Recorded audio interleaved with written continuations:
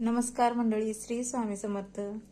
तर बघा आजचं का नाही आपण तूप कसं रवाळ पद्धतीनं करायचंय का नाही ते बघणार आहोत आपण. तर ही रवी पण माझी आहे. खरं हे ना थंडीच्या दिवसात जरा लय उशीर ही करायला लागते, त्यामुळे मी आता ही परवा बघा नवीन रवी घेतली ह्या पद्धतीची अशी.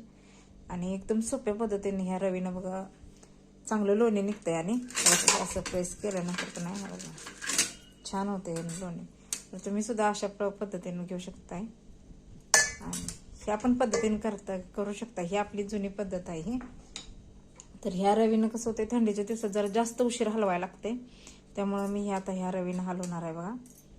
तर बघा आधी एक तांब्याभर पाणी टाकून का नाही असं जरा सगळे ढिकळं फोडून घेऊन गोटून घ्या जरा थोडं थोडं असं.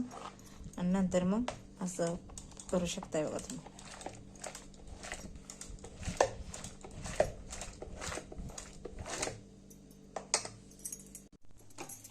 तर बघू शकता आपलं लोणी होत आलं की. रवी पण वापरायला एकदम सोपे आहे बघा.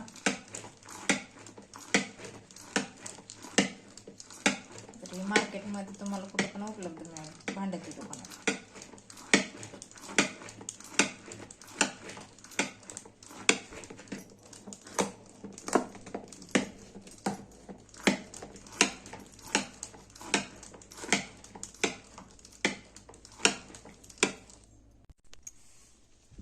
तर बघू शकताय आपलं लोणी किती निघलंय.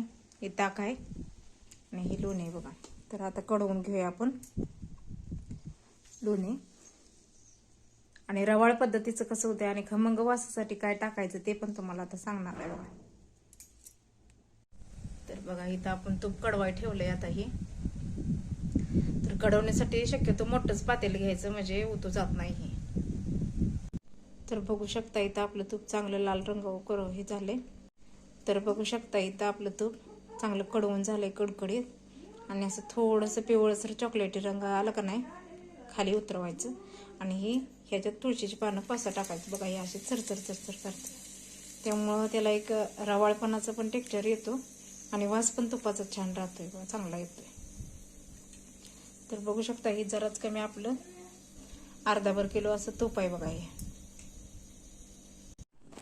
तर बघा मी डब्यात हे वतून ठेवलेलं तूप आणि आता घट्ट झाल्यानंतर बघा कसं रवाळ आले. आणि वास पण एकदम तुळशीचा पाला टाकल्यामुळं का नाही खूप छान वास येतोय ह्याचा बघा. तर बघा ह्या पद्धतीने झालंय आपलं तूप आता.